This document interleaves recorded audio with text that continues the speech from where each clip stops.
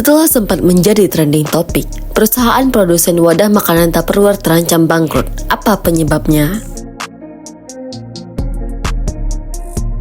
Tupperware, the party is over. Tupperware and some of its subsidiaries have filed for bankruptcy. Tupperware brands and a few of its subsidiaries have filed for bankruptcy protection. Hutangnya mencapai sekitar 12,4 triliun rupiah. Sejak berdiri pada tahun 1946 oleh Silas Tupper, Tupperware telah menjadi ikon produk rumah tangga. Dikenal dengan kualitas dan desain yang fungsional. Merek ini berhasil meraih perhatian konsumen di seluruh dunia. Tapi kini, Tupperware menghadapi krisis yang mengancam keberlangsungan bisnisnya. Apa yang terjadi? Pada awalnya, Tupperware berkembang pesat melalui konsep Tupperware Party. Metode ini diperkenalkan oleh Brownies Wise yang menjual produk Tupperware langsung ke konsumen lewat pesta rumah. Strategi ini begitu sukses hingga Tupperware menjadi bagian penting dalam budaya rumah tangga global.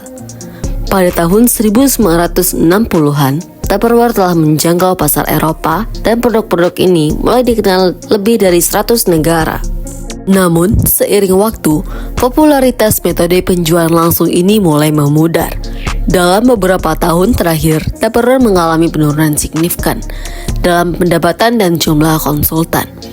Pada tahun 2022, pendapatan Tupperware turun 18% menjadi 1,3 miliar dolar Amerika dibanding tahun sebelumnya. Jumlah konsultan aktif juga berkurang dari 480.000 pada 2020 menjadi 310.000 pada tahun 2022. Model Tupperware Party kini dianggap usang, terutama di kalangan generasi muda yang lebih memilih belanja daring. Tupperware juga menghadapi persaingan ketat dari merek seperti Lock & Lock dan Snapware, yang lebih cepat beradaptasi dengan perubahan perilaku konsumen. Beban utang yang menjadi 182 juta dolar pada tahun 2023 semakin memperburuk kondisi perusahaan. Menurut Neil Saunders, seorang analisis retail, tantangan terbesar Tupperware adalah menarik minat generasi muda yang kurang terhubung dengan nilai tradisional ditawarkan oleh merek ini. Melihat kondisi Tupperware, analisis SWOT dapat membantu memahami posisi perusahaan. Yang pertama, kekuatan. Brand yang dikenal luas dan portofolio produk yang beragam, termasuk produk ramah lingkungan seperti Tupperware Eco, menjadi aset penting perusahaan. Kedua, kelemahan. Ketergantungan pada penjualan langsung menjadi hambatan besar. Tupperware juga kurang adaptif terhadap tren digital yang membuatnya tertinggal dari pesaing. Ketiga, peluang. Tupperware bisa memanfaatkan tren gaya hidup sehat dan produk ramah lingkungan. Selain itu, pasar negara berkembang menjadi area potensial untuk ekspansi. Keempat, ancaman.